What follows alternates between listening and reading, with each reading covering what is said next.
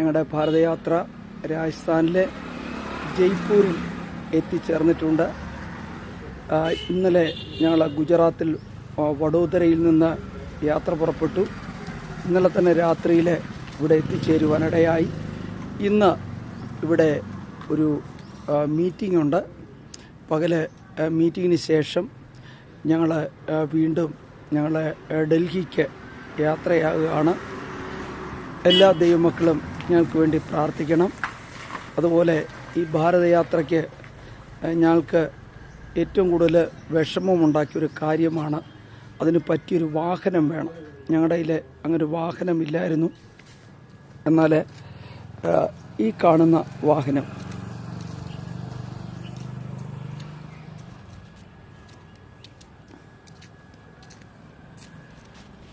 ഇത് മാരുതി XL6 എന്ന് പറയുന്ന വണ്ടിയാണ്. ഈ വാഹനം ഇത് ഭാരതയാത്രയ്ക്ക് വേണ്ടി മാത്രം എടുത്ത വണ്ടിയാണ്. ഇത് 8 ലക്ഷം രൂപ ആയി ഇൻഡസിൽ നിന്നെടുത്തതാണ്. അത് CC ആണ്. 8 ലക്ഷം രൂപ CC ആണ്. 5 വർഷക്കാലം മാസം 20,000 രൂപ വെച്ച് മാസത്തിന് CC അടയ്ക്കണം. അപ്പോഴേ ഈ ഭാരതയാത്രയുടെ സമയത്ത് ഇപ്പം ഞങ്ങൾ 14-ാം തീയതിയാണ് ഭാരതയാത്ര ഫിജറ ജെയിംസ് പാസ്റ്റർ ആരംഭിച്ചത്, ഫ്ലാഗ് ഓഫ് ചെയ്തത്. അതിനുശേഷം രണ്ടാഴ്ചയായി.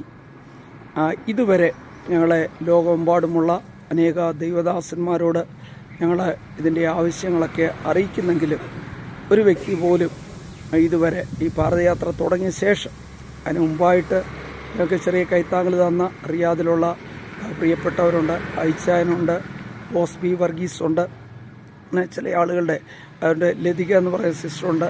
പിന്നെ ചില ആളുകൾ, അത്രയും പേര് മാത്രം ആണ് നമുക്ക് ഒരു കൈത്താങ് തന്നത്. ബാക്കി ആരും ഞങ്ങളുടെ വരവ് ചെലവ് കാര്യങ്ങളിൽ ഞങ്ങളോട് കൂട്ടായ്മ കാണിച്ചിട്ടില്ല.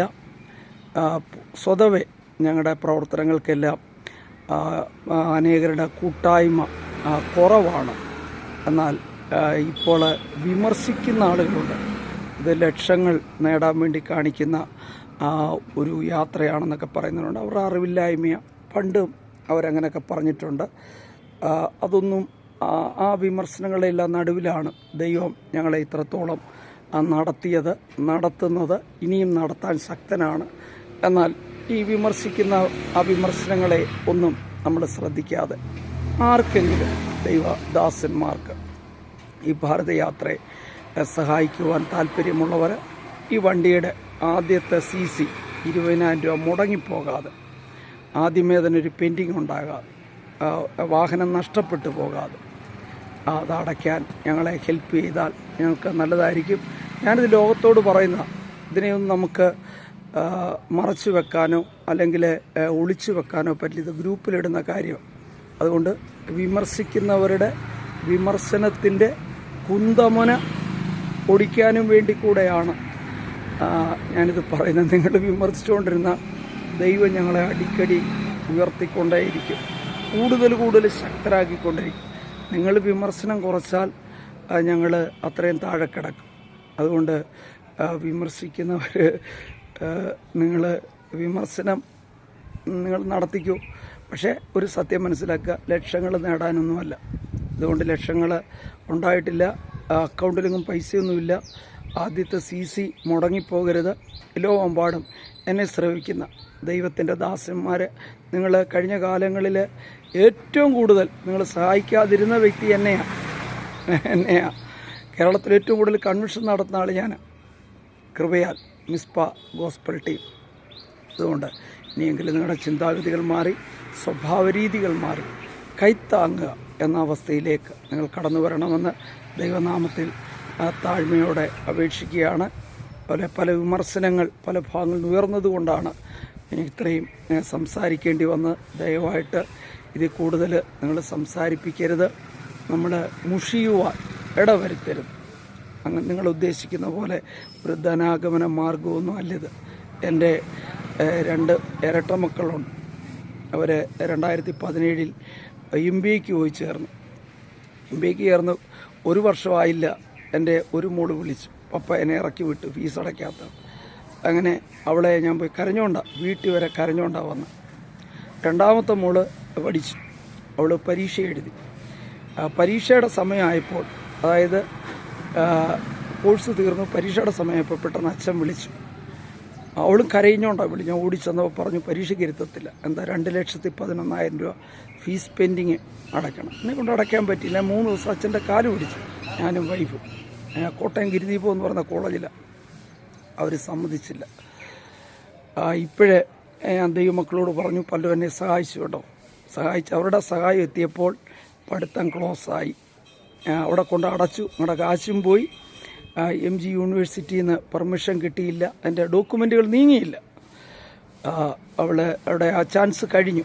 MBAയുടെ ലാസ്റ്റ് ചാൻസ് ആയിരുന്നു ഇത്. മേഴ്സി ചാൻസും കഴിഞ്ഞു.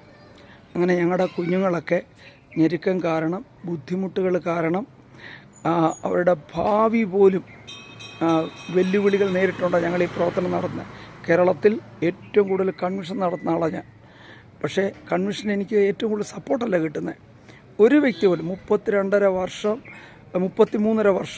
നമ്മൾ ഈ കൺവെൻഷൻ നടത്തിയിട്ട്, ടീം പ്രവർത്തനം 33.5 വർഷമായി. വിമർശനങ്ങളല്ലാതെ ഒരു കൺവെൻഷൻ പോലും, ഈ ലോകമെമ്പാടുമുള്ള ഒരു വ്യക്തി പോലും ഈ 33.5 വർഷത്തിൻ്റെ ഇടയ്ക്ക് ഒരിക്കൽ പോലും ഒന്ന് ഹെൽപ്പ് ചെയ്യാൻ തയ്യാറായില്ല. എൻ്റെ മോടെ കല്യാണത്തിന് സഹായിച്ചവരൊക്കെ ഉണ്ട് കേട്ടോ. എനിക്ക് വണ്ടിക്ക് ഒരിക്കൽ അപകടം പറ്റി എന്നെ സഹായിച്ചവരുണ്ട്. അങ്ങനെയൊക്കെ ഇടയ്ക്കൊക്കെ സഹായിക്കുന്നവരുണ്ട്. പക്ഷെ ഒരു കൺവെൻഷന് പോലും അതിൻ്റെ ഒന്ന് സ്പോൺസർ ചെയ്യുകയോ എടുക്കുകയോ ചെയ്തിട്ടില്ല. എങ്കിലും ദൈവം ഇതെല്ലാം നടത്തും. അതുകൊണ്ട് ദയവായിട്ട് വിമർശിച്ചാലും പ്രയോജനമൊന്നുമില്ല. നിങ്ങൾ വിമർശിക്കുന്നതുകൊണ്ട് ഞങ്ങൾക്ക് എന്തെങ്കിലും ദോഷം വരുന്നെങ്കിലേ വിമർശനം കൊണ്ട് പ്രയോജനമുള്ളൂ.